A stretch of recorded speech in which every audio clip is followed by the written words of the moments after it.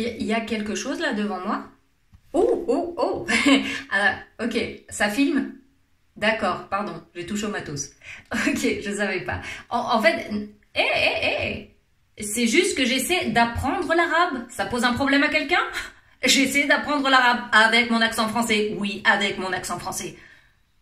Et avec un bandeau sur les yeux? Oui, avec un bandeau sur les yeux. Mais non, le bandeau, en fait, c'est tout bête. C'est pour pas savoir d'où provient la voix qui va me donner le la. De Djerba, de Oujda, de Annaba. On sait pas. Ah. ملك. Alors, le radical en arabe, m'a-t-on dit, est une couleuvre qu'on avale. Mais ça fait pas mal du tout. Melek. Alors, voyons voir ce radical. Melek signifie littéralement posséder. Alors, qu'est-ce que tu possèdes? Une belle voiture? C'est bien. Une maison? C'est très bien, très bien. Une belle femme? Non, non, non, non, non. Ça, c'est trop beau pour être vrai. Donc, c'est faux. C'est faux. Parce qu'une personne, eh bien, ça ne se possède pas, une personne, voyons. Enfin, voyons, du moins, c'est ce qu'on croit. Ou c'est ce qu'on nous fait croire. Et toute la question pour un arabe, c'est de savoir s'il est melek, possesseur, ou pas. Autrement dit, un roi ou un sujet. Et un sujet, c'est souvent un possédé. Hélas et malheureusement.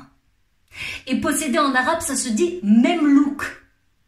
Alors, ça se prononce comme du franglais, memlouk. Memlouk.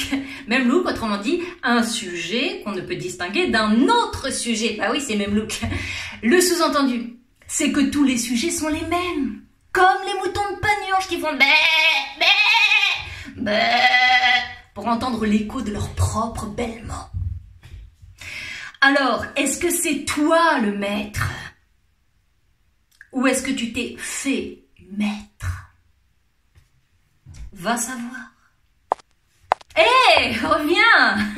Non, n'y va pas. Mais parce que tu risques de ne pas revenir.